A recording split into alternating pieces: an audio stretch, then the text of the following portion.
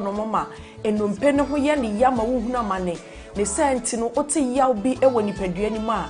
ba ndompe banka sese en kan che odofo se fasa haw ni nyina ebedan yen ewo ban herbal center se ye infections a eye ndompe a ye friend osteomyelitis no ebi na ayo ndompe ebasa na eyi echim srade ensuo enyoman kitinkiti bia na se gregro na cartilage a esi enumpe nanim no eyi free ho nti ebasa na wode no eya osonko abetene mfise ndompe ni mienu na etwe ne ho na de ya wabrew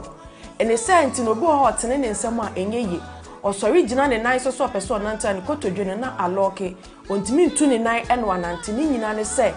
haw abetena ndompe nim ba ndompe se enkanche o se wono haban kasa wotena bebuo munti fasa oni nyina ebra yen ewo ban herbal center a ye kira kwan kese anase yatena ye kese pa no ewo kumase atonsu agogo aban hospital na chi ho